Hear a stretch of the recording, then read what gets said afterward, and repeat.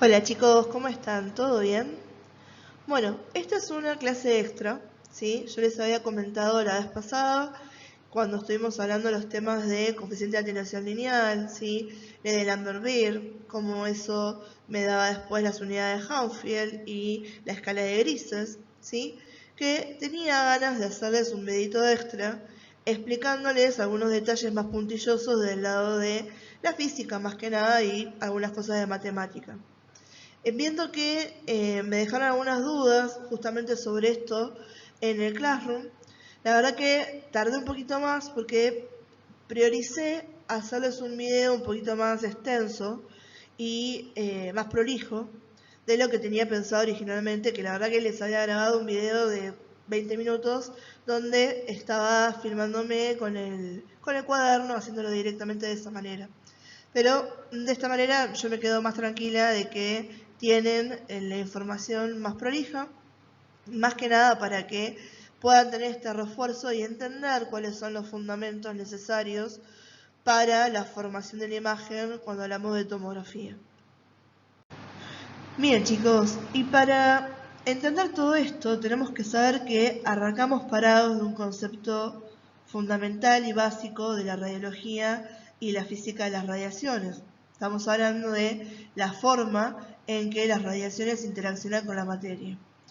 Esto se va a dar mediante diferentes mecanismos, como el efecto fotoeléctrico, el efecto Compton, la formación de pares, la dispersión coherente, la fotodesintegración, y van a verse influenciados estos mecanismos, o sea, va a depender qué mecanismo es el que prevalece, según diferentes características, como por ejemplo el tipo de radiación con la que estoy trabajando. No va a ser lo mismo trabajar con partículas cargadas que con rayos gamma o fotones de rayos X. El rango de energías con las que estoy trabajando. Estoy en kilovoltaje, estoy en megavoltaje. Y las propiedades del medio material con el que interaccionan, ¿sí? Cuál es el número atómico, cuál es la densidad, etc. En el ámbito del radiodiagnóstico, los tres mecanismos que prevalecen son los que tienen marcados acá en pantalla. Pero si nos centramos en la radiología convencional, que es lo que ustedes ya conocen de base, y en la tomografía, que es lo que están viendo conmigo, los dos mecanismos que contribuyen a la formación de la imagen para nosotros van a ser esencialmente el efecto fotoeléctrico y el efecto Compton, ¿sí? Cuando uno habla del efecto fotoeléctrico, y se acuerdan que les acabo de decir los patrones que influyen, acá estamos hablando todo de radiación ionizante, así que eso ya sabemos el tipo de radiación, punto. ¿Qué nos queda? La energía y las características del medio. Entonces vamos a ver que el efecto fotoeléctrico se observa principalmente a energías bajas, ¿sí? ¿Qué pasa entonces? Un fotón experimenta una colisión con un electrón, lo desplaza de su orbital, entonces se absorbe el fotón y se libera un electrón, ¿sí? Por eso decimos que el efecto fotoeléctrico es el principal responsable de la absorción. Entonces fíjense en que se da que prevalece a bajas energías. Pero si hablamos de las características del medio que atraviesa, cuanto mayor sea el número atómico del material, mayor va a ser la energía necesaria para desplazar los electrones de sus orbitales y mayor va a ser entonces la probabilidad del efecto fotoeléctrico, ¿sí? Entonces fíjense en que el efecto fotoeléctrico entonces prevalece a energías bajas y con interacciones con materiales con un número atómico elevado. Por otro lado tenemos aquí el efecto Compton. El efecto Compton, ¿cuándo ocurre? Cuando un fotón interacciona con un electrón de las capas más externas, transfiere ¿sí? parte de su energía cinética al dispersarse, ¿sí? De esta manera, lo que vamos a obtener es una absorción parcial, ¿sí? Y una dispersión de la orientación inicial que tenía ese haz, ¿sí? Por eso decimos que el efecto Compton, ¿sí? va a ser el principal responsable de la dispersión, ¿sí? Ahora, como les decía recién, las dos interacciones, ¿sí? O sea, ambas interacciones van a ser responsables de un concepto importantísimo, que lo voy a repetir en la siguiente diapositiva, que es la atenuación, ¿sí? Y la probabilidad de que ocurra uno y otro también tiene que ver con que con la energía de las y con las características, sobre todo con la densidad y el número atómico que tenga, ¿sí?, el medio por el que se propagan. ¿Bien? Ahora, recuerden esto que les dijo recién, que las relaciones, o sea, las reacciones de absorción y dispersión nos van a dar lo que se llama atenuación de las. Lo que quiere decir es que va a tener una diferencia entre esas interacciones y los rayos X formadores de imagen, ¿sí?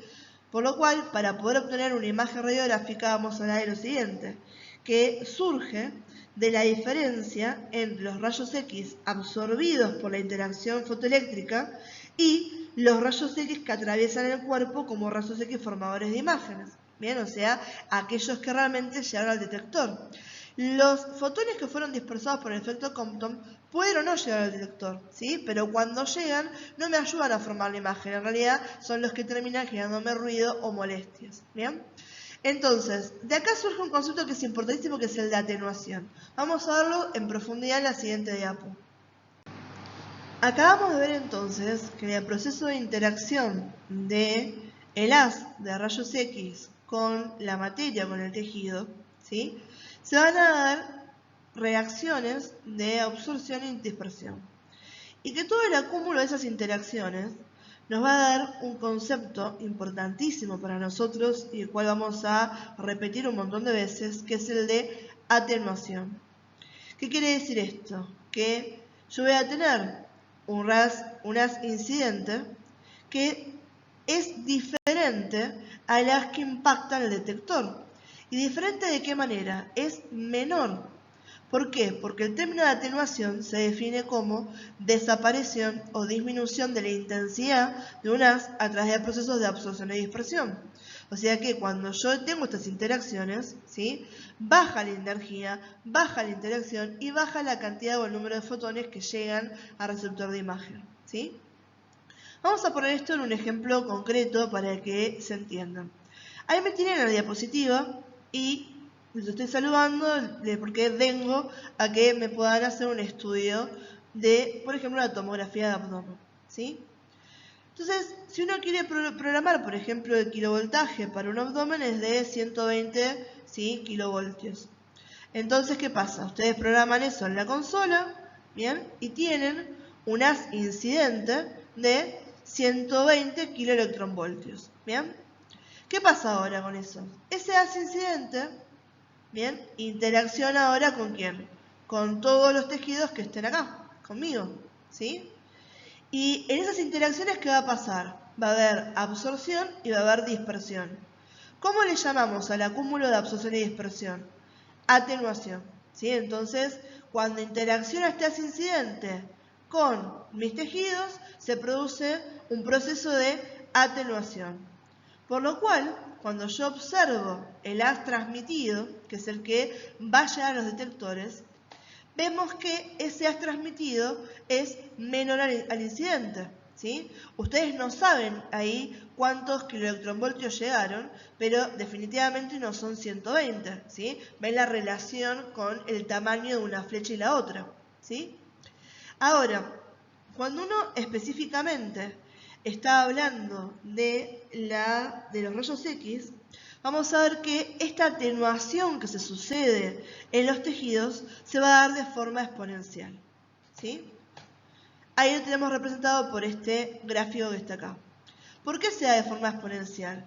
Vamos a poner acá el lápiz y imagínense que yo tengo acá mis fotones de rayos X incidentes que tienen una longitud de onda con esta amplitud, una amplitud de onda X, como estoy marcando acá, ¿sí? Entonces viene esta amplitud de onda, empieza a interaccionar, pero cuanto más interacciones tenga, más procesos de absorción y dispersión voy a tener, y esta longitud de onda se va achicando hasta llegar a tener la longitud de onda que se transmite en este haz que tenemos acá, ¿sí?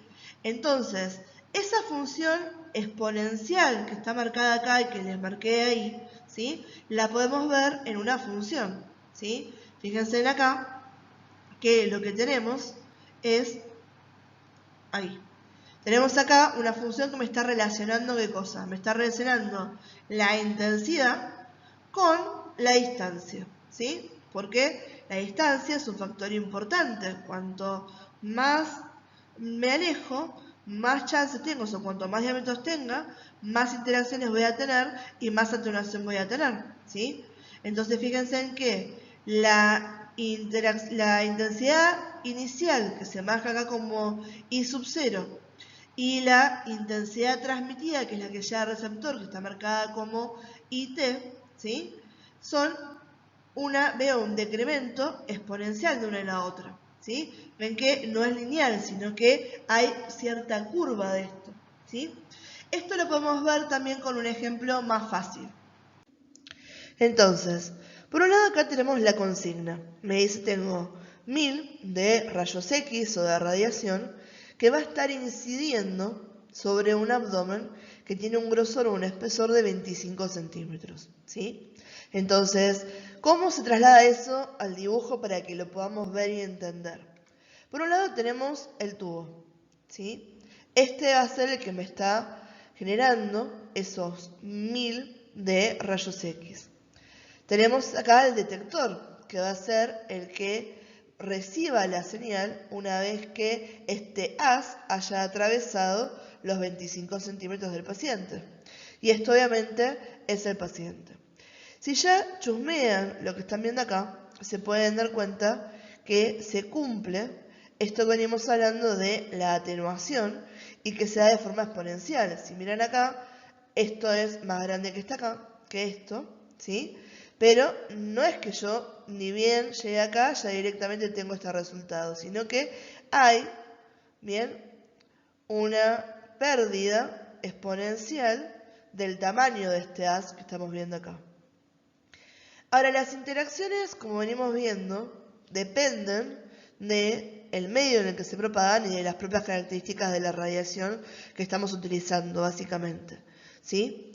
En este ejemplo, vamos a ver que para 5 centímetros, ¿sí? Cada 5 centímetros que sean atravesados por el haz, este va a ser atenuado en un 50%, ¿sí?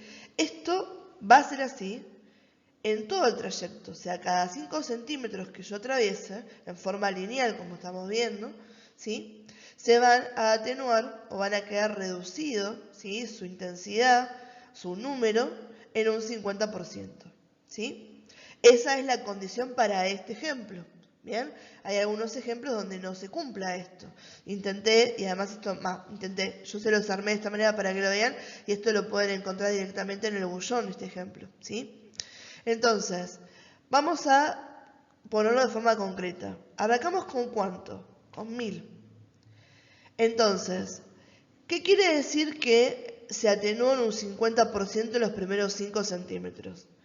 Que de esos 1000 que tenía, al recorrer 5 centímetros, 500, que es la mitad, van a quedar absorbidos o dispersados, entonces van a quedar como atenuados en ese primer incremento. Entonces, acá yo ya frené o absorbí en el paciente o dispersé, ¿sí? 500 de ese total. O sea que estos 500 que quedaron acá nunca me van a llegar al detector, ¿sí? Lo que me queda para repartir no son 1000 de vuelta, sino que si yo tenía 1000 y saqué 500, ahora tengo para seguir adelante interaccionando con la materia 500. Cuando vuelvo a atravesar 5 centímetros, se vuelve a cumplir que la atenuación es del 50%. Entonces, si yo divido esos 500 a la mitad, vemos que en este segundo recorrido quedaron frenados 250. ¿Sí? Si yo sigo haciendo estas atenuaciones, ¿sí? Sigo avanzando en el recorrido del paciente, como lo está haciendo esto, vemos que en el tercer recorrido, ¿sí? Cuando ya atravesé 15 centímetros, ¿sí? En este tercer espacio, ahora me quedan detenidos 125. ¿Sí? Entonces fíjense, de los 1000 le saqué 500. ¿Sí?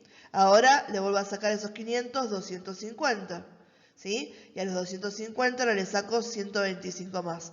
La suma de todo esto me da un número de eventos que no está llegando al detector. Si seguimos, ¿sí? Tengo otros 5 centímetros para recorrer Y acá quedaron parados otros 63. Hasta que finalmente, en el último recorrido, cuando decrece los últimos 50%, terminamos con 32. Estos 32, fíjense en que ya los emití cuando llegué a los 25 centímetros. O sea que la cantidad de energía que yo tengo, el número que yo voy a tener, cuando resto a la energía incidente, ¿sí? O el número de incidentes, todos los sucesos que quedaron atenuados en el paciente, va a ser de 32. ¿Sí? Ahora, ¿qué quiere decir eso? Si nosotros vemos cómo lo podemos traducir eso para hablarlo rápidamente. Si sabemos que 1000 es el 100% del haz que tengo, o del total que tengo, 32, haciendo una simple regla de 3, como la tienen puesta ahí abajo de enunciado, nos da que al detector llegó únicamente un 3,2%. Si llegó al detector, quiere decir se transmitió. O sea que tengo una intensidad transmitida, ¿sí? O una cantidad, ¿sí? Que ha sido detectada del 3,2%. ¿Sí? ¿Y qué pasó en el cuerpo? ¿Qué pasó con el resto? O sea, si yo tenía un 100 de energía o de intensidad y solamente me llegaron 3,2%, ¿cuánto perdí en el camino? 96,8%. O sea que en este modelo vamos a ver que este haz tiene un 3,2%, ¿sí? de transmisión y tiene un 96,8% de atenuación. ¿Sí?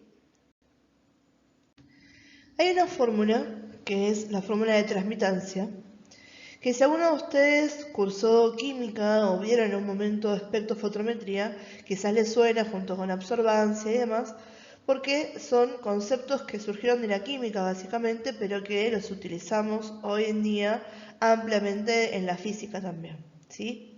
Fíjense que la relación que me está haciendo es igual al modelo del ejemplo de la diapo pasada. Acá tengo un espesor X, pónganse cualquier región a estudiar del paciente. Tengo una intensidad inicial, bien, que yo conozco, que es la que programo desde mi consola.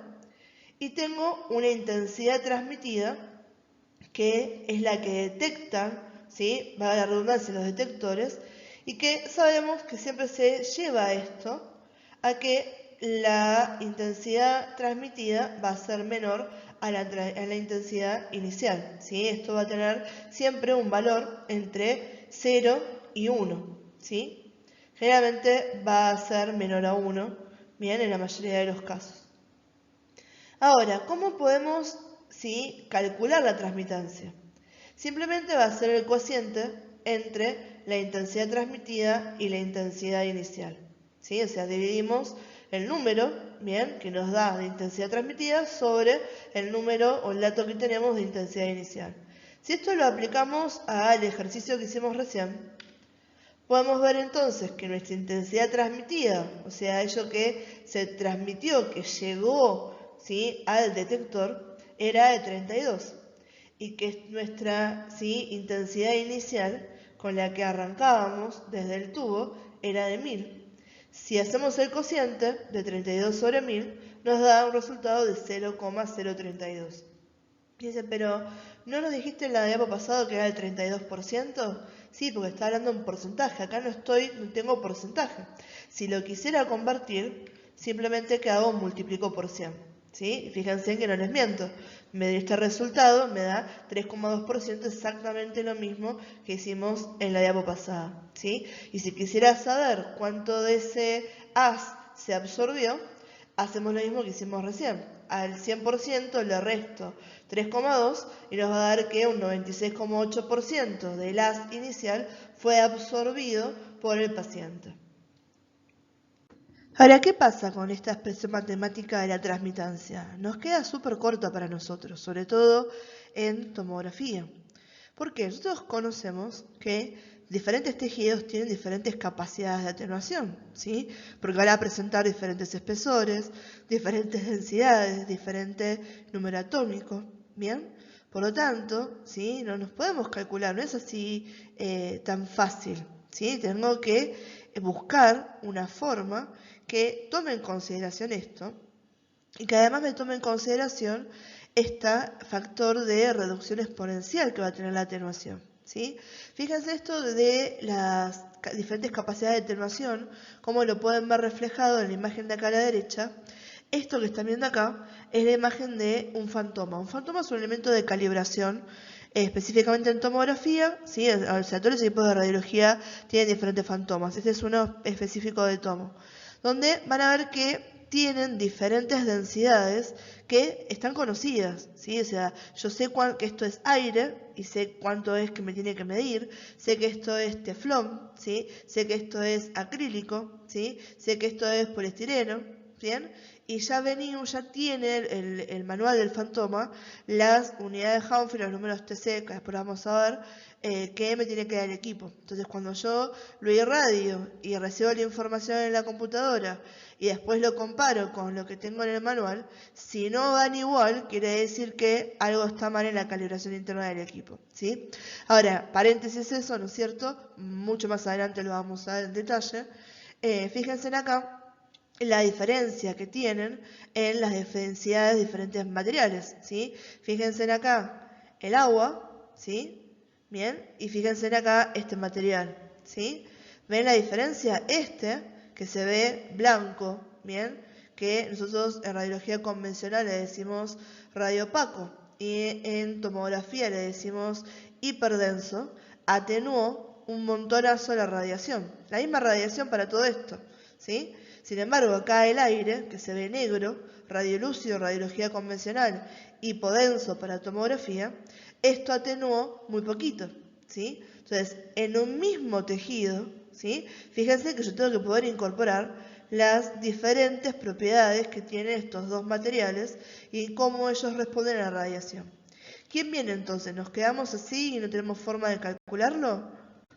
No, claro que no. Ahí viene la famosa ley de Beer, ¿sí? O llamada ley de Lambert-Beer o de Bouyer-Lambert-Beer, ¿sí? Esto es porque a lo largo del tiempo diferentes personas fueron aportando nuevos conceptos. Entonces, si uno descubre algo o hace algo importante para la ciencia, la estampa de cosa el apellido. Ahí es que la puedan encontrar con diferentes nombres.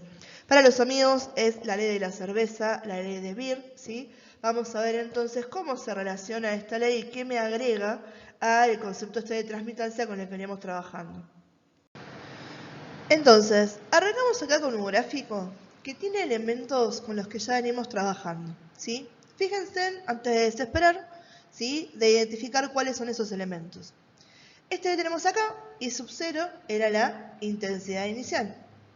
Esta que está acá, IT, es la intensidad transmitida, ¿sí? Y si se fijan, como está representado acá el gráfico, tenemos que la intensidad va disminuyendo de forma como exponencial, o sea, es una función exponencial. Tenemos un objeto, ¿sí? Que está representado por este rectángulo amarillo, que tiene un espesor o un grosor, ¿bien? Determinado por este valor que va a ser X.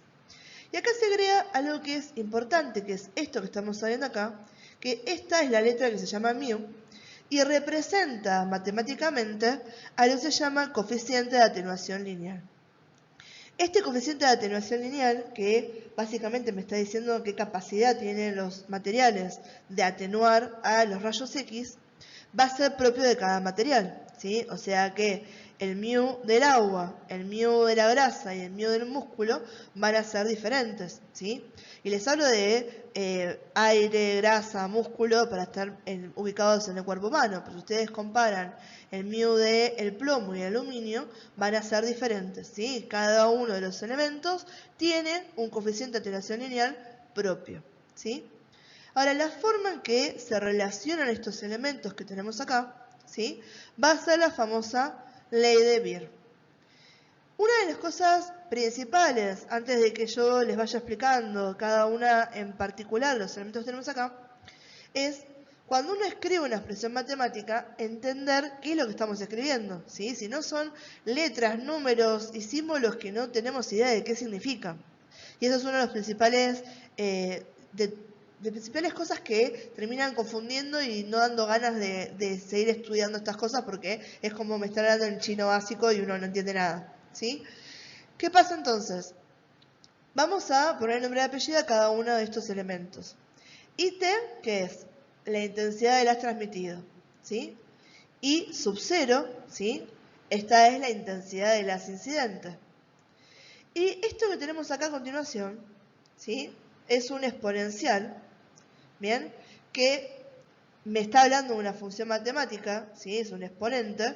O si ustedes quieren resolver por este número, si lo ponen a calculadora y quieren saber cuánto vale el exponente, es de 2,71, ¿sí? Y se llama constante de Euler, ¿bien? Pero en este caso, más que nada, me interesa que sepan que esto es una función exponencial, porque tenemos acá alguna función exponencial que tenemos que representar en algún lado. ¿Y es una función exponencial de qué? Del coeficiente de atenuación lineal del tejido que estamos estudiando, multiplicado por el espesor de ese tejido o de ese objeto, ¿sí? Entonces, eso es lo que me dice cada uno de los elementos. Ahora, ¿qué me está representando, ¿sí? esta fórmula? Esta fórmula básicamente me dice que la intensidad de los fotones que yo voy a detectar al otro lado del absorbente interpuesto, ¿sí? O sea, la cantidad de estos fotones una vez que atravesaron el objeto interpuesto, o sea, IT, ¿sí? Es igual a ¿qué? A la intensidad de fotones a momento inicial, o sea, I sub 0 que tenemos acá, antes de atravesar el absorbente, multiplicados, ¿sí? Por un factor menor a 1, que es esto que estamos viendo acá. Y en este factor, ¿por qué es menor a 1? ¿Qué me indica? Me indica que el número de fotones de haz disminuye de manera exponencial, ¿sí?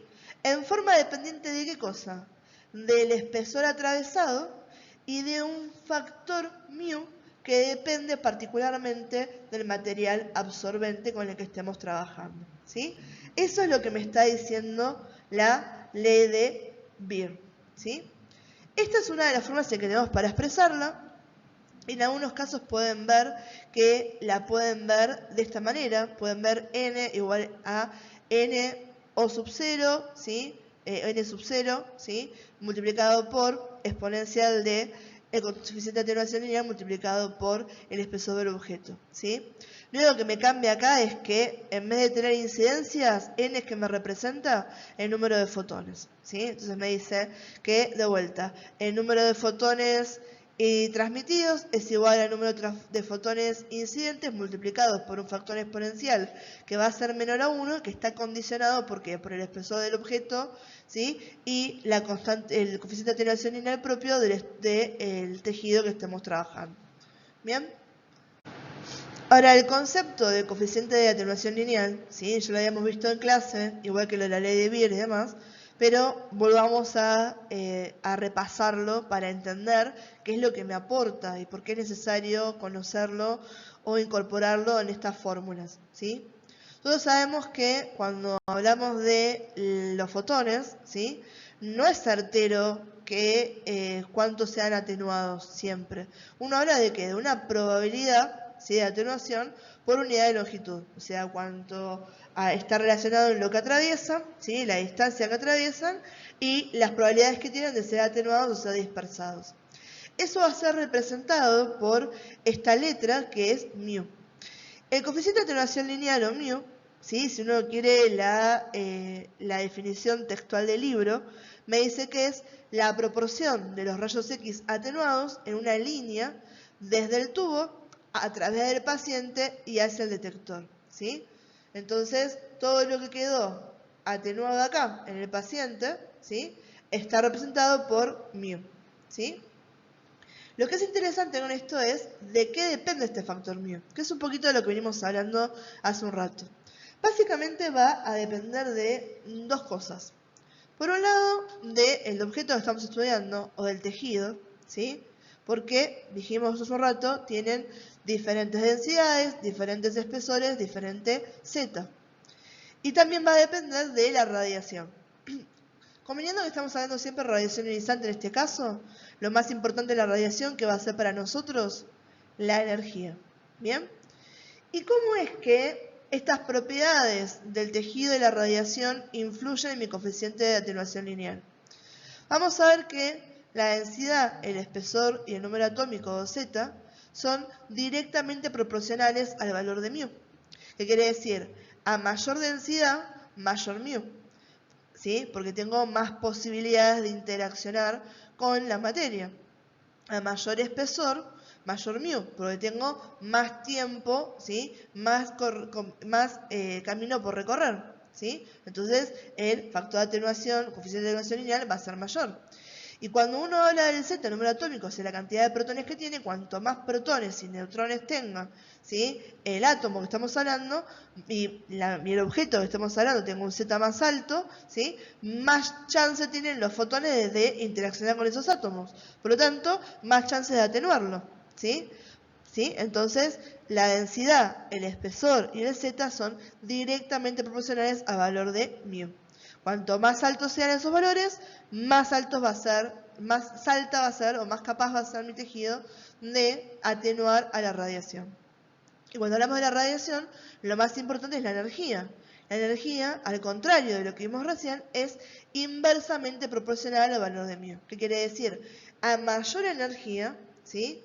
Los fotones atraviesan la materia sin detenerse a interaccionar. Por lo tanto, ¿sí? El factor de atenuación lineal se reduce, le va a costar mucho más a eso, ¿sí? el material, a atenuar a la radiación si las radiaciones aumentan, ¿sí? Por eso es importante que uno sepa cómo cambia, cómo varía, que es una de las cosas que vimos en la calculadora la vez pasada, ¿sí? A diferentes, ¿sí? Incidencias no, a diferentes valores de kilovoltaje. ¿Sí? No es lo mismo trabajar, el factor de atenuación va a variar, si yo trabajo en 50 kiloelectronvoltios, si me voy a 80, me voy a 100 y demás. ¿Qué es lo que habíamos visto con respecto a el agua? ¿Sí? Bien, esto se lo pongo rápidamente, es la calculadora que habíamos utilizado en la clase pasada, que les había dejado en el grupo de WhatsApp y en el Classroom. ¿Sí? No me voy a detener mucho en esta diapo porque más adelante quiero que se entienda que está hablando de esto, pero básicamente fíjense en que tenemos acá el agua, ¿sí? Son las mismas indicaciones, o sea, la densidad no cambia, ¿sí? El espesor del tejido no va a cambiar, lo que me cambia van a ser la intensidad del haz, ¿sí? La energía va a ser de 50 a 80, y fíjense, cuando aumento la energía, si no modifiqué ninguno de los otros parámetros, ¿qué pasó con el coeficiente de atenuación lineal? ¿Sí? Pasó de 0,2269 a 0,837. ¿Sí? Entonces bajó la capacidad de atenuación. Cuanto más energético sea el haz, va a ser menor si no modifico ninguno de los otros factores. Y esto es otro ejemplo para que se entiendan cómo es que se relacionan los factores y cómo estos van a intervenir en el coeficiente de atenuación lineal. ¿Sí? Fíjense acá, tenemos 3 cubos, ¿bien?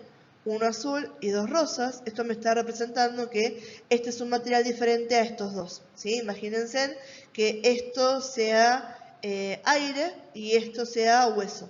¿Sí?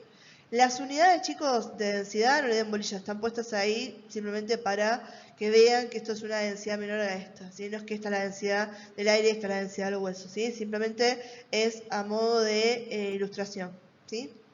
Ahora, ¿qué pasa con esto? Si yo comparo la intensidad de atenuación, ¿sí? El coeficiente de atenuación lineal de estos dos, voy a ver que son iguales. ¿Por qué? Porque si bien las densidades son diferentes, los espesores son diferentes, la atenuación es la misma. ¿Por qué? Porque al tener más densidad, atenúa lo mismo que aunque ocupe más volumen. ¿Sí?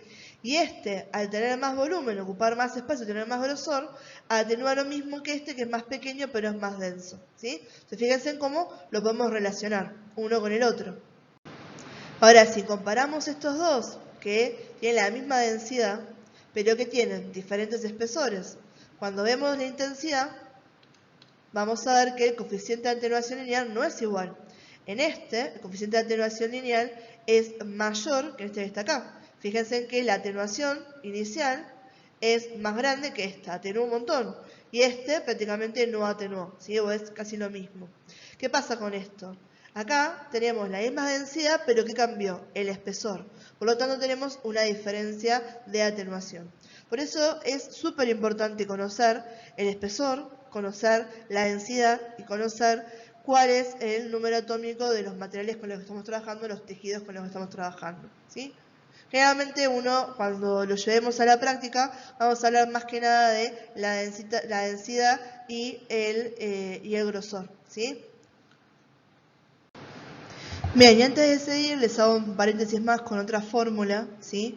Que es un desglose de la que vimos recién, y donde en algunos autores buscan, ¿sí?, introducir en vez de μ como coeficiente de atenuación lineal, van a introducir esto, que es el coeficiente de atenuación lineal del tejido que estamos estudiando dividido sobre su densidad, y esta expresión se va a llamar coeficiente de atenuación de masa.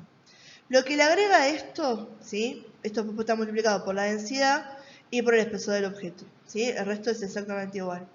Lo que le agrega esto desde un punto de vista matemático y de que importa, digamos, cuando uno lo resuelve en el detalle, es que logra independizar este factor del estado del material, ¿sí? Entonces, por ejemplo, si uno hablaba de el agua y hablamos del hielo y hablamos del vapor, ¿sí? El agua, el hielo y el vapor, si uno habla del coeficiente de atenuación lineal, va a ser diferente para cada uno de ellos, ¿sí? Porque son tres fases diferentes, ¿sí? Tengo una fase sólida, una fase líquida y una fase gaseosa. En cambio, si uno aplica el coeficiente de atenuación de masa, ¿sí?, van a ver que el coeficiente de atenuación de masa es igual para los tres, ¿no? Entonces me logro independizar este valor de la fase o el estado del que esté el material, ¿sí? Entonces, en algunos casos van a ver que se introduce esto. Hasta el momento ya vimos todas las fórmulas que me interesan y que necesitan saber para poder aplicar a la práctica y entender un poquito más esta calculadora mágica que habíamos visto en la clase pasada, ¿sí? Fíjense que acá tenemos determinados elementos. Me dice el tipo de tejido con el que estamos trabajando, en este caso va a ser agua. Me dice cuánto va a ser el espesor de agua que tengo para recorrer. Me da la información de la densidad que tiene el agua. Me da la energía incidente, que son 50 kV, y me da la energía transmitida, la incidencia de transmisión en porcentaje, ¿sí?, que es 10,342%, ¿sí? Y en este caso la calculadora ya directamente nos daba también cuál era el coeficiente de atenuación, ¿sí?, el coeficiente de atenuación lineal. Ahora, ¿qué pasa? ¿De dónde sale todo esto o cómo lo podemos aplicar a la ley de Lambert-Wick que vimos recién? ¿Se acuerdan que era T? T es la transmisión, ¿sí? Entonces, la transmisión, la transmitancia en porcentaje, la tengo de acá, es 10,342. Si yo solo quiero pasar a unidades, no a porcentaje, lo divido por 100, ¿sí? Al dividirlo por 100 me da que la transmitancia es igual a 0,10342. Ahora, yo tengo cuál es la fórmula de la transmitancia. Me dice que la transmitancia, que es este valor que ya tenemos, es igual al cociente entre la intensidad transmitida y la intensidad inicial. La intensidad transmitida yo no la conozco, ¿sí? Si yo la quisiera saber, ¿cómo la puedo despejar? ¿Sí? Y el tema es que yo ya tengo la transmitancia, me lo dieron acá, y tengo también cuál es la energía inicial, que son 50 keV. Entonces simplemente, ¿qué hago? Reemplazo, ¿sí? Entonces me queda que la transmitancia es igual a la intensidad transmitida sobre la intensidad inicial. Ese 50 que estaba dividiendo pasa multiplicando, me queda entonces 50 multiplicado a, ¿sí?, este valor de transmitancia, me va a dar la intensidad transmitida, y me da que la intensidad transmitida es de 5,17. ¿Sí? Entonces, 50 sería la intensidad inicial, 5,17 es la intensidad transmitida, o sea, lo que llegó al detector. Si quieren relacionar estos dos conceptos para ver que no estoy mintiendo, Fíjense en que otra forma de hacerlo, ¿sí? Más a lo criollo. Si uno no supiera de esta fórmula, si quisiera manejarlo y maneja muy bien el tema del porcentaje, le decimos, bueno, yo sé que 50 es el 100% de la intensidad, es el máximo que tengo. Y me da 10,342, es qué cosa, X%. Si uno esto lo resuelve en la regla de 3, le va a dar 5,17, ¿sí?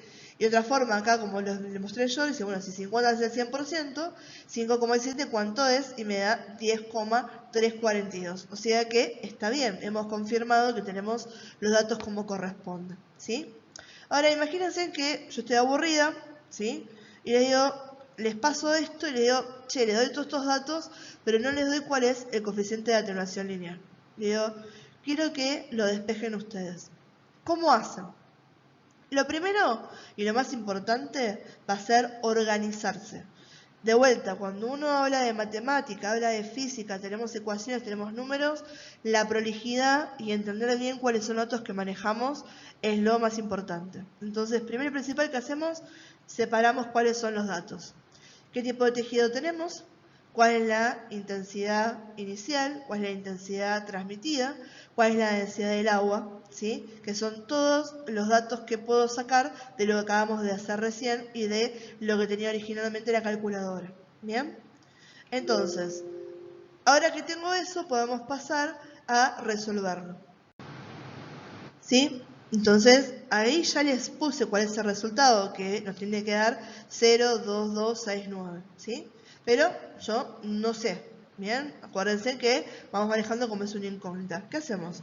Vamos a despejar de esta la más complicada, ¿sí? Que fue la última que les dije, pero para que vean que en el desarrollo de esto vamos a terminar con la primera de las ecuaciones de la ley de Beer que vimos y que la resolución matemática es exactamente la misma, ¿sí? De vuelta, para que les quede bien en claro, ¿qué es lo que tenemos acá? Y, que está marcado acá, me olvidé poner la T en esto, en muchos lados lo ven de esta manera, esta es intensidad transmitida, ¿sí? Esta es la intensidad inicial, multiplicado por este exponente, que va a ser el negativo del coeficiente de atenuación másico, porque tengo coeficiente de atenuación lineal dividido la densidad del tejido, multiplicado por el tejido y multiplicado por su espesor, ¿sí? Ahora, con esto simplemente ¿qué hacemos? Vamos a empezar a completar los datos que conocemos. Entonces, yo sé que la intensidad transmitida va a ser de 5,17. Sé que la intensidad inicial es de 50, ¿sí? Vamos a poner ahí que el coeficiente de atenuación lineal no lo conozco, pero sí sé cuál es la densidad de este tejido, que va a ser agua. Entonces, en lo que es densidad, que es esto que está acá, ¿sí? En acá y acá, voy a reemplazar por 1. Y sé cuál es el espesor, el grosor, que va a ser 10, ¿sí? Entonces, una vez que reemplazo, hay ciertas cosas que ya puedo hacer, ¿sí? 1 multiplicado 10 me va a dar 10, ¿sí? Y no hace falta que yo sepa cuál es el coeficiente lineal de atenuación del agua, pero si lo divido por 1, que es la misma unidad, me va a dar la misma unidad. Entonces, podemos reemplazar eso por μ, ¿sí? Coeficiente de atenuación del agua, ¿sí? Bien, ahora fíjense en que acá estaría en la ecuación básica con la que empezamos a trabajar, ¿sí? Sacamos de ahí el coeficiente de atenuación másico. ¿Qué hacemos con esto? Ese 50 pasa dividiendo. 5,17 dividido 50. Todavía no lo vamos a resolver porque va a ser importante aplicar parámetros matemáticos de ambos lados de la ecuación para ir despejando elementos, ¿sí? Así que no lo voy a molestar ahora. Entonces, vamos a ver que me queda 5,17 dividido 50 es igual a este factor exponencial de menos μ por 10. ¿Qué más hacemos para sacarnos este factor exponencial matemáticamente? Lo que hacemos es, lo multiplicamos por aquella función que es su inversa, que es el logaritmo natural, ¿sí? Entonces, si yo quiero mantener esto, que es una igualdad, ¿qué hago? Lo que multiplico de un lado, lo multiplico del otro. Entonces, este logaritmo natural, que está acá, lo multiplico este logaritmo por esto, y este lado también lo voy a multiplicar por el cociente de 5,17 dividido 50. Como el logaritmo natural y el exponencial, ¿sí? Matemáticamente son funciones inversas, lo que logré hacer de ahí es sacar el exponencial. De un lado me queda el logaritmo natural de 5,17 dividido 50, y otro lado queda menos mu por 10, ¿sí? Lo siguiente que me molesta es el negativo, ¿sí? Entonces, lo que hacemos es multiplicamos por menos 1 de ambos lados de la ecuación. Cuando hacemos esto, me va a quedar que en la función logarítmica multiplicar por menos 1 se me invierten los valores de la división, ¿sí? Fíjense que acá tenía 517 dividido 50 y ahora voy a tener 50 dividido 517. Y al haber hecho eso, de este lado me queda positivo, me queda mu multiplicado por 10, ¿sí? ¿Qué hacemos ahora? Podemos pasar dividiendo ese 10 que estaba multiplicando mu, ¿sí? Entonces me queda que el logaritmo natural del cociente de 50 dividido 5,17, ¿sí? Dividido por 10 me va a dar mu. Si resolvemos la división, me queda que el logaritmo natural de 9,67 dividido 10 va a ser mu. Resolvemos el logaritmo natural de 9,67 y nos da 2,269. Y si esto lo dividimos por 10, nos da 0,2269, que es el valor de mu, ¿sí? Entonces, esto simplemente es para que vean que la calculadora no les mentía, está bien lo que hicieron acá, y para que entiendan matemáticamente cómo es que se llegó a esto, ¿sí? Obviamente, todo esto no lo vamos a hacer nosotros, lo hace la computadora, ¿sí? No voy a pretender en el curso en ningún momento que ustedes me desarrollen una fórmula matemática, sino que ahora que tenía tiempo, que lo puedo grabar tranquila y demás, les podía desarrollar realmente esto para que entiendan de dónde vienen estos números con los que están trabajando, ¿sí? Que no es al azar que tienen ese coeficiente de atenuación lineal, sino que sale de despejar justamente la ley de Lambert-Beer o la ley de Beer, ¿bien? Y ahora que ya despejamos mu, vimos que la ley de Lambert-Beer no estaba para hacernos daños y para que nos dé pesadilla, podemos confiar un poco más en esta calculadora que teníamos y que nos simplifique un poco la vida y no tengamos tanta matemática. Entonces, ¿qué habíamos comparado en la clase pasada? Teníamos agua, teníamos grasa y teníamos, ¿sí?, músculo. Si nos fijamos acá, vemos que los tres elementos están en un grosor, en un diámetro de 10 centímetros. Tengo 10 centímetros, tengo 10 centímetros, tengo 10 centímetros. Y una energía incidente de 80 kiloelectronvoltios. 80 kiloelectronvoltios, 80 kiloelectronvoltios, 80 kiloelectronvoltios. Pero si vemos acá el tema de la transmitancia, o sea, la cantidad el porcentaje de rayos X transmitidos, vemos que el agua me transmitió únicamente un 15,929%, que la grasa me transmitió un 19,090% y que el músculo me transmitió un 15,018%. ¿Qué quiere decir esto? Que el que más transmitancia tuvo, o sea, el que más porcentaje de gas logró que se llegue al detector fue la grasa, ¿sí? Siguiendo después el agua y por último el músculo, ¿sí? Si lo queremos ver al revés, el tejido que tuvo más porcentaje de atenuación fue el músculo, seguido por el agua y por último la grasa. Y esta diferencia, si estamos trabajando en la misma energía, estamos trabajando con el mismo grosor, ¿de dónde viene? De la densidad. Fíjense que comparamos densidades, ¿sí? La grasa, ¿sí?, flota en el agua, por eso es menos densa que el agua, ¿sí? Y esta entonces atenúa menos que el agua. Y el agua es menos densa que el músculo, por eso el agua atenúa menos que el músculo, ¿sí? Y si fuéramos a calcular el coeficiente de atenuación lineal de cada uno de estos, vemos que el coeficiente de atenuación lineal para el agua es de 0,1837, para la grasa es de 0,18 y para el músculo es de 0,1823. ¿Bien? Ahora, ¿cuál es el problema con esto? ¿Sí? Esto se los había preguntado en la clase y excelente me respondieron que el problema que tenemos es que la diferencia, si hablamos de comparar coeficiente de atenuación lineal entre lo que es el agua, la grasa y el músculo, ¿sí?, es mínimo. Fíjense en que están todos en 0,18 y tenemos 4 decimales. ¿Bien? Esto te resulta extremadamente engorroso, molesto y poco práctico. Entonces, si ven ustedes, porque son unos cracks de la radiología y la tienen re clara entonces con todo esto de que es la ley de Beer y demás, podrían hablar tranquilamente de coeficiente de atenuación lineal y entender la diferencia entre uno y el otro, ¿sí? No sean guachos y no hagan llorar a los médicos, ¿sí? Porque tenemos una mejor forma de informar a esto, que van a ser las llamadas unidades Hanfield o números TC, ¿sí?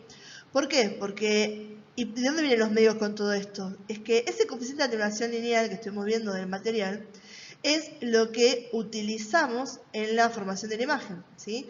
O sea, todas las imágenes de tomografía están formadas por píxeles, ¿sí? Acuérdense, cuando uno habla de los píxeles estamos hablando de la imagen digital, ¿sí? Biplanar, que representan los grados de atenuación, ¿sí? Coeficiente de atenuación lineal, en función de la densidad anatómica del tejido de voxel que está representado en cada uno de los píxeles, ¿sí? Entonces fíjense en que acá, cada uno de estos tendría un mu particular, ¿sí? Pónganle que este sería, si vemos el ejemplo de acá, acá tendríamos el mu de 0.205 y acá tendríamos el mu de 0.227, ¿sí? Ahora, ¿qué pasaba con esto?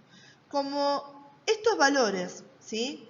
Son muy cercanos uno al otro, estamos hablando de los 3 decimales, no tiene sentido que trabajamos en esto, ¿sí?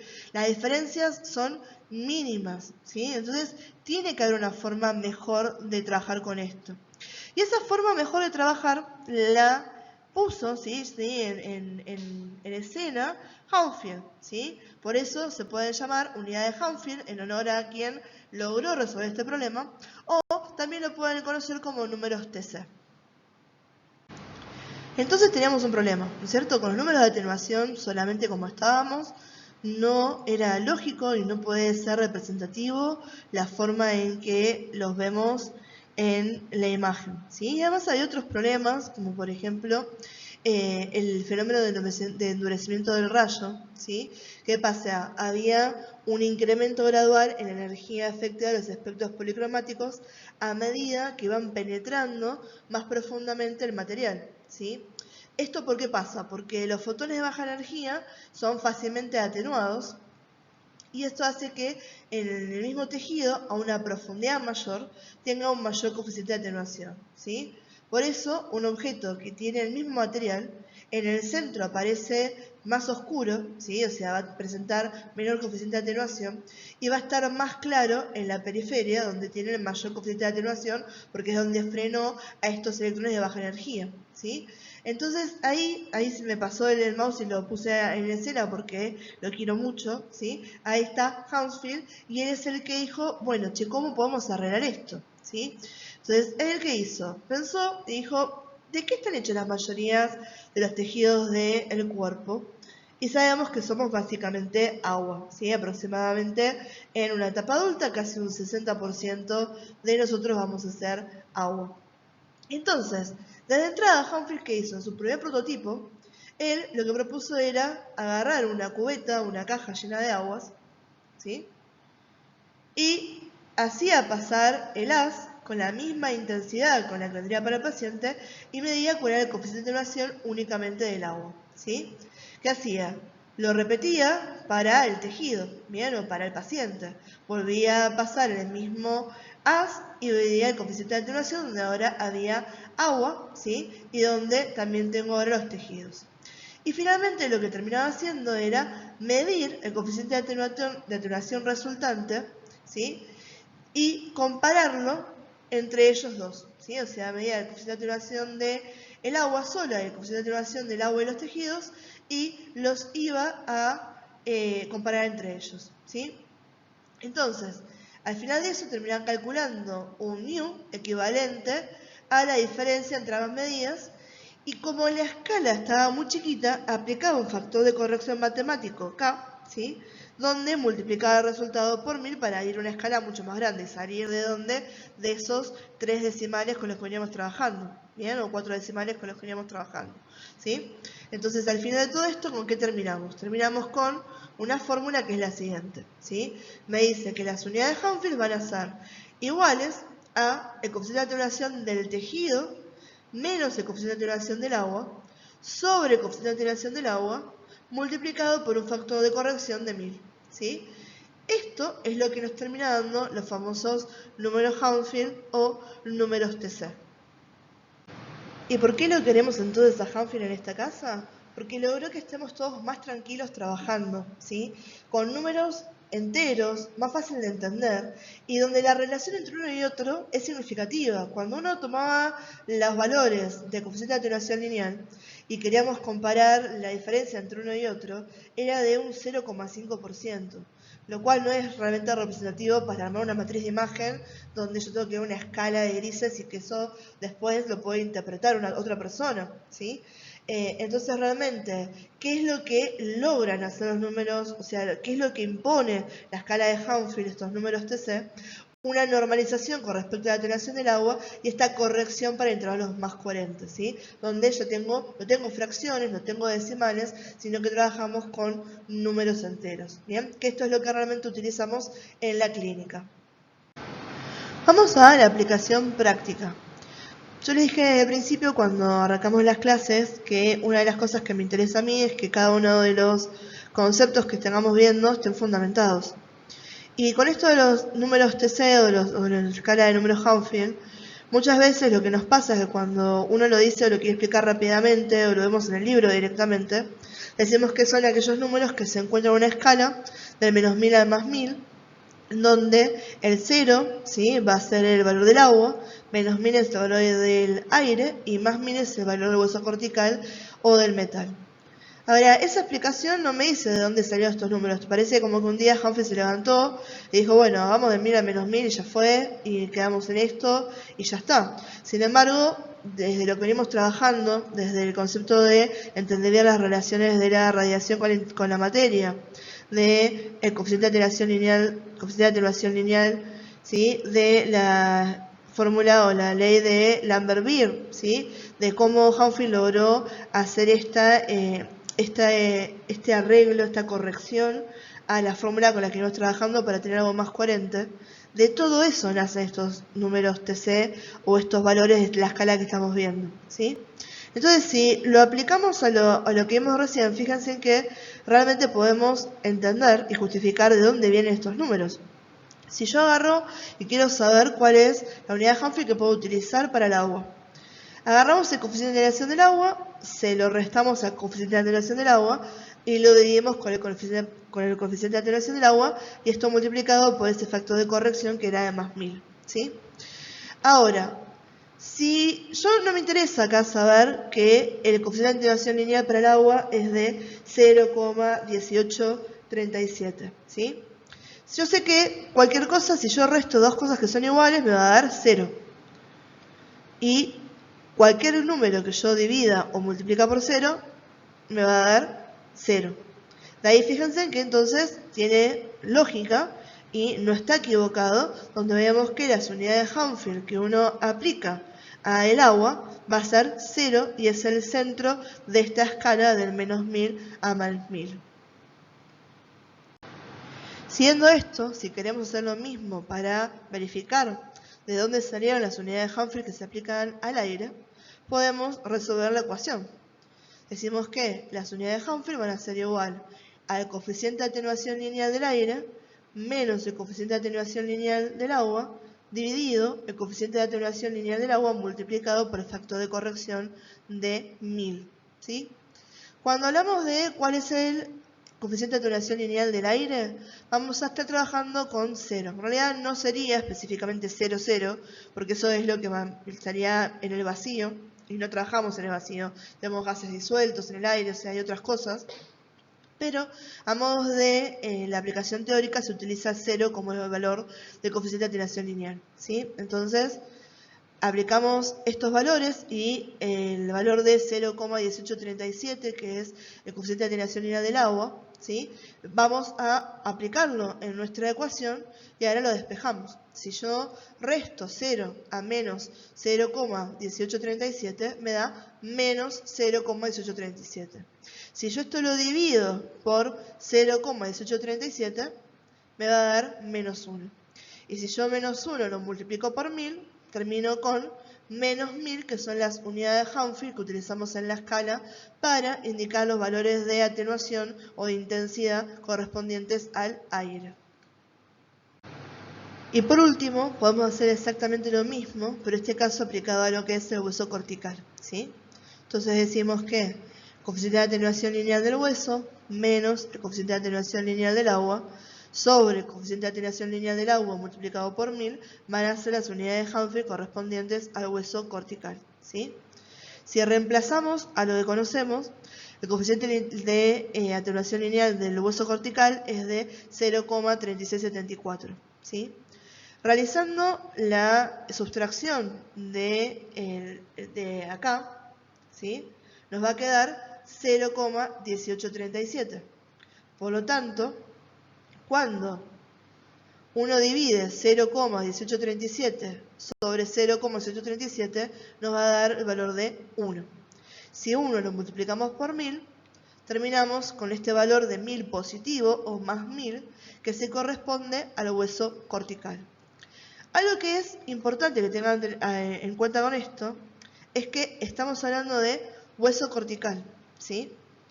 Este valor positivo, ¿sí? Que nos va a ir de más 1000 a 1200, 1800 según algunos textos, es el hueso cortical, el hueso trabecular, ¿sí? O que está compuesto por tejido esponjoso, ¿sí?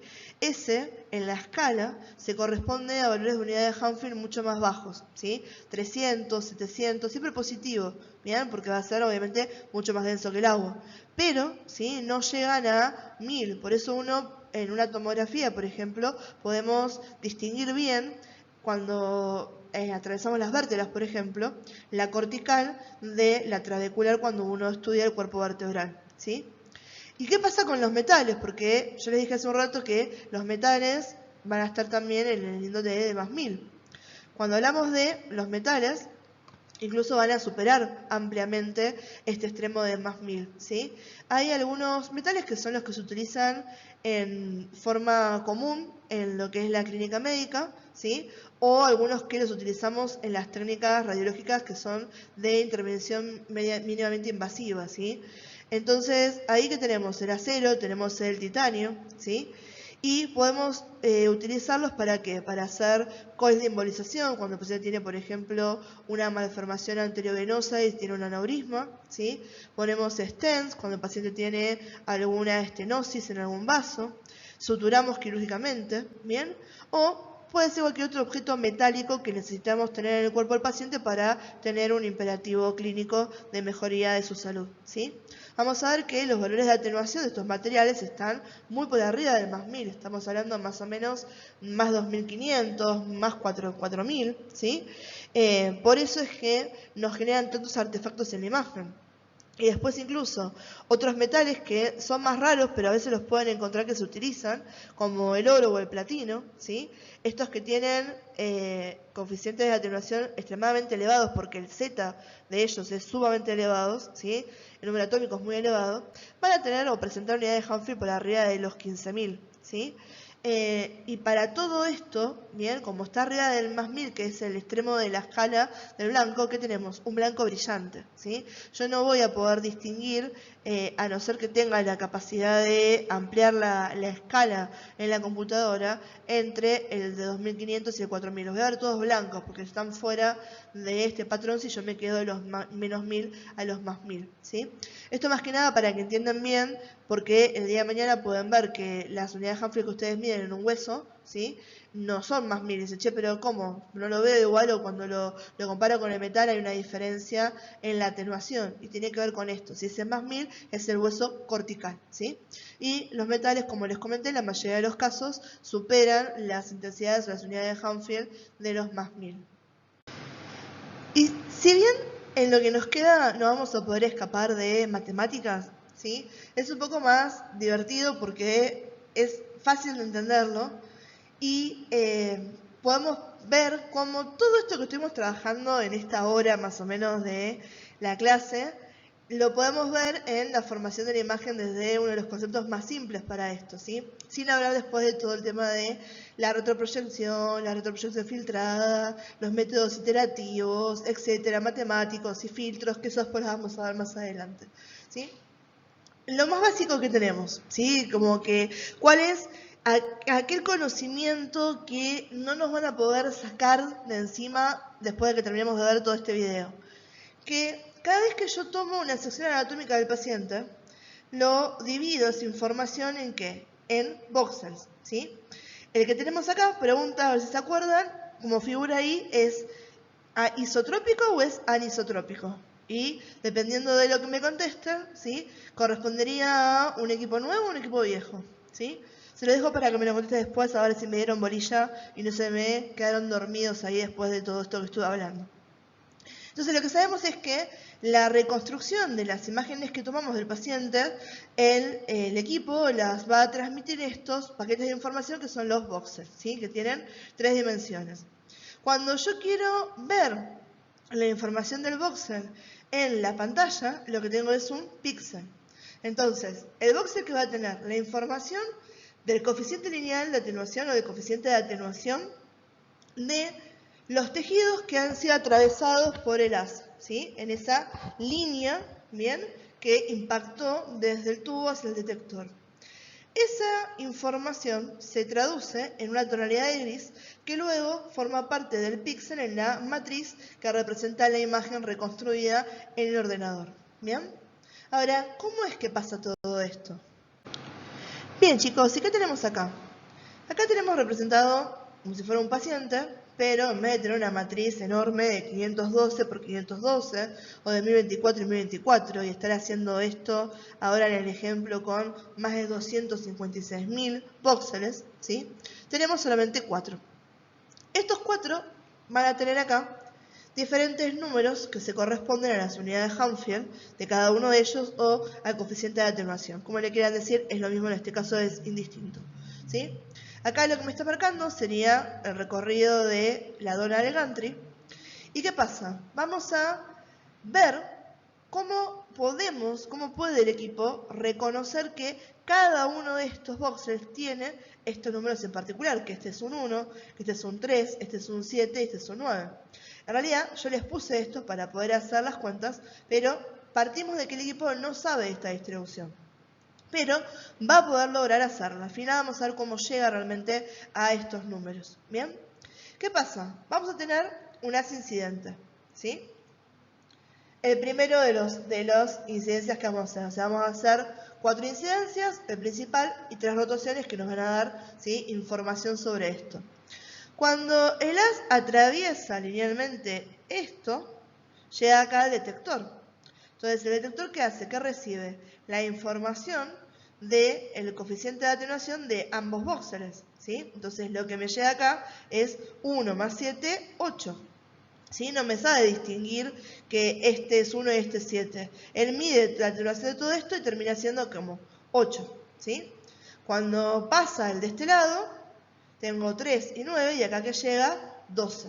¿Sí? Entonces, el detector recibe, ¿sí?, de esta incidencia número 1, que acá tenemos un valor de 8 y acá tenemos un valor de 12. Bárbaro, ¿qué hacemos? Rotamos el tubo. Vamos a la segunda incidencia, ¿sí? ¿Qué pasa entonces? Ahora acá voy a tener, ¿qué cosa? El haz incidente que pasa solamente por este. Cuando llevo al detector, este recibe la información de 1. Cuando paso por acá, tengo 7 más 3 y acá me va a marcar 10. Y cuando sigo por acá, veo solamente el 9 y acá me va a quedar entonces 9. ¿Sí? Esa va a ser la segunda incidencia. ¿Bien? Vamos a rotar el tubo una segunda vez. Bien, ahora rotamos el tubo una segunda vez. Acá tenemos la principal. La segunda vez, nos pasamos para acá. Y acá tenemos la tercera de las incidencias. ¿Sí? Pasa el haz por acá. Y el detector que recibe la información de los coeficientes de atenuación o unidades de Hanfield de estos dos voxeles. 3 más 1, 4. ¿Sí? Sigo por acá. Bien. Y va a recibir los coeficientes de atenuación, las unidades de Hanfield, de esto que tengo acá, ¿sí? 7 más 9, 16. Bien, ahí lo tenemos. Y ahora hacemos una última rotación, vamos a ir para acá, ¿sí? Entonces, esta es la tercera de las rotaciones y la cuarta de las incidencias, ¿sí? Fíjense que, ¿qué pasa? Voy por acá, atravieso solamente este, cuando llego acá tengo que 7. Voy por este, atravieso este, 9 más 1, cuando llego acá tengo 10. Y por último, hacemos este que está acá, solamente encuentro 3, y cuando llego acá que voy a tener 3, ¿sí? Entonces, fíjense en que acá tuvimos las diferencias 1, 2, 3, 4 incidencias. Si yo esto lo roto una vez más, esto sería igual a ¿qué? Si acá estuviese el tubo y acá el detector, en los números son exactamente iguales. Por eso utilizamos estos 4 de ejemplos. ¿Bien? Entonces tengo 1, 2, 3, 4 incidencias, 1, 2, 3 rotaciones. ¿Bien? Y por cada una de las incidencias yo obtuve información sobre, ¿bien?, cada una de las líneas o de interacciones de estos haces con el detector. ¿Bien? El detector sumó los coeficientes de atenuación de cada uno de los voxels que estuvieron interpuestos en su camino. ¿Estamos? Esta simplemente se las agrego para que puedan ver, ¿sí?, la relación que había entonces de cada uno de los coeficientes que tienen los voxels. Va a ser la información que tienen los píxeles en la imagen. Y este, que también está en el power de la clase, fíjense en que tenemos 4 voxels y cada uno tiene un coeficiente de atenuación diferente. Ahora, ¿qué pasa? La información que llega acá al detector va a corresponderse a la sumatoria de todas estas interacciones cuando uno la quiere distinguir por el proceso de atenuación, ¿sí? Bien, sigamos con las cuentas entonces. Entonces, vamos a organizar toda la información que tenemos, ¿sí? Fíjense, acá es donde terminamos recién. Tenemos al paciente con las diferentes atenuaciones, unidades de Hanfield que nosotros no conocemos, ¿sí? Lo único que yo voy a conocer van a ser que la información que obtengo de cada uno de mis detectores. ¿Vamos? Tengo entonces las 4 incidencias que hicimos y las 3 rotaciones del tubo que tuve que hacer para poder hacer eso, ¿sí? Entonces, vamos a organizarlo de esta manera. Tenemos esta grilla de acá al costado, ¿bien? ¿Qué pasa? Yo no tengo idea cuánto tengo acá de información. Lo que sé es que al principio, en esta incidencia, acá tenía el tubo y acá tenía el detector, el detector se dio cuenta que acá la sumatoria de las unidades de Hanfield es 8 y acá es 12. ¿Qué pasa? El detector no discrimina este 8 en 7 y 1 como está acá.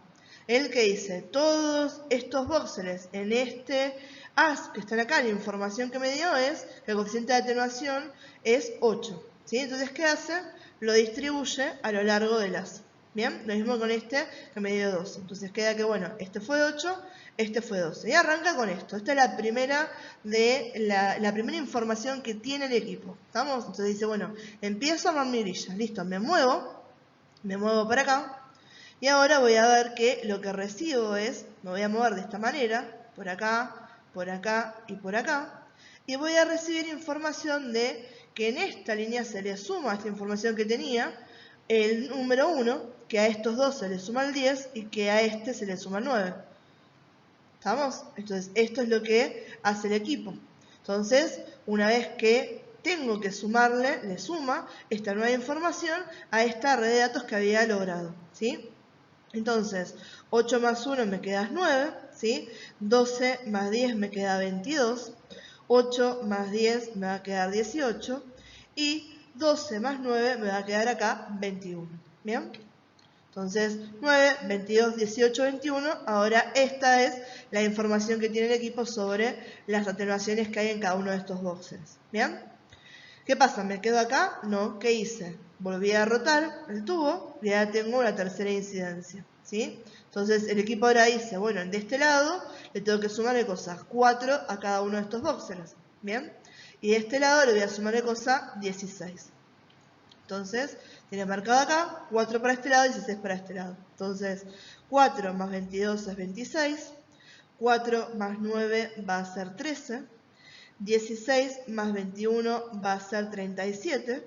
Y 16 más 18 va a ser 34. ¿Sí? Esta es entonces la última red de información que logró el equipo. ¿Qué hacemos? Rotamos una vez más, ¿sí? Tenemos ahora la tercera rotación y la cuarta de las incidencias que lo que hace es atraviesa este voxel, o sea este, y me dice que las unidades de Hanfield son 7. Atraviesa estos dos y me dice que las unidades de Hanfield son 10. Y atraviesa este último y me dice que son 3. Entonces, ¿qué hacemos? ¿Qué información tenía yo? Que esto tenía valor de 13, 26, 34, 37. Listo, lo colocamos ahí y le sumamos la información que nos dan las nuevas, ¿sí?, incidencias que recibimos en el detector. ¿Sí? Entonces tenemos 26 más 3 me va a dar 29, 13 más 10 me va a dar 23, 37 más 10 me va a dar 47 y 37 más 7 me va a dar acá 41. ¿Sí? Entonces, esa es la última de las cuentas que tenemos para hacer hasta acá. ¿Sí? Entonces, esta que es la sumatoria total de las unidades Hanfield de los boxers que vimos atravesados recién por los haces, ¿sí? En las diferentes proyecciones que tuvimos. ¿Bien? Entonces, ahora el equipo sabe que tengo esta información.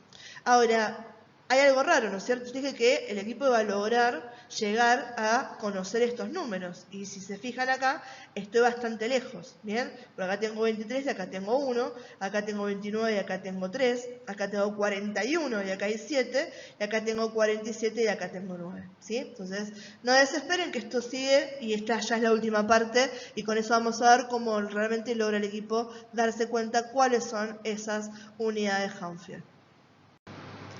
Quedamos que teníamos una sumatoria total que se correspondía a los eventos de atenuación de cada uno de los boxers, ¿sí? Nos daba 23 para este, 29 para este, 41 y 47, ¿sí? Y vimos que esto estaba bastante lejos de esos números iniciales a los que queríamos llegar. Entonces, si bien terminamos con ese resultado en la sumatoria de todos los eventos, ahora nos queda toda la parte del procesado de esta información, ¿sí? Lo primero que tenemos que hacer va a ser una resta. Se tiene que restar lo que se llama lectura de fondo o background reading, lo van a escuchar de esa manera en inglés.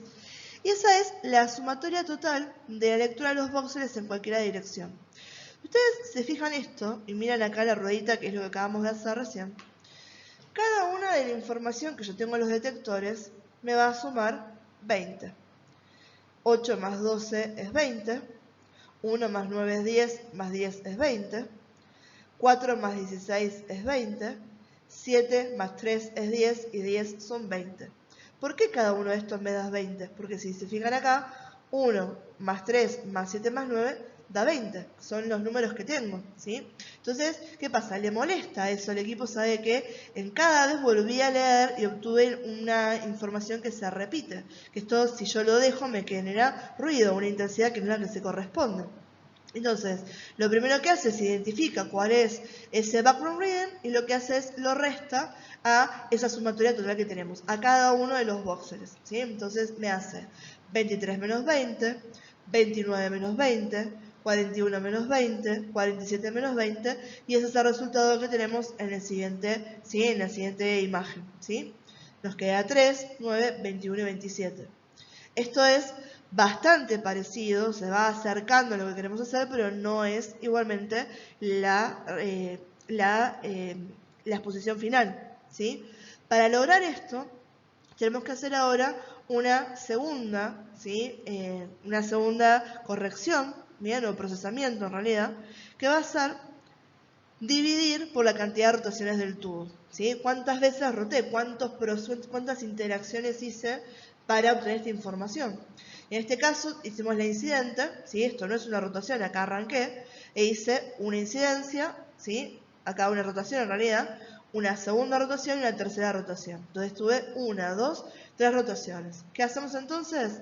A cada uno de los voxels que tenemos ahí los dividimos por 3, que es la cantidad de rotaciones que hizo el tubo. 3 dividido 3, 1. 9 dividido 3, 3. 21 dividido 3, 7. 27 dividido 3, 9. Y ahí llegamos al final. ¿Qué es esto? Fíjense, 1, 3, 7 y 9 es absolutamente la información que tenemos acá, ¿sí? Si ustedes realizan un ejercicio, ¿bien?, donde no saben bien cuáles son, pero tienen, por ejemplo, la incidencia inicial, y van viendo con eso cuánto va sumando cada uno, son algunas cosas que se hacen, pueden llegar a este resultado aparte de esto. ¿Y ahora cómo se correlaciona esto con la imagen? Lo que hacemos es, se correlaciona cada una de estas unidades Hanfield con un tono de gris en una escala adecuada para la imagen, ¿sí?, o para lo que queremos ver, ¿bien? Entonces, fíjense, ¿qué pasa? El 1, ¿sí?, va a tener esta tonalidad. Entonces, esto agarro y lo pinto de este color. El 3 va a corresponderse con esta tonalidad de gris. Este lo voy a pintar de este color. El 7 va a tener este gris, lo pinto de este color.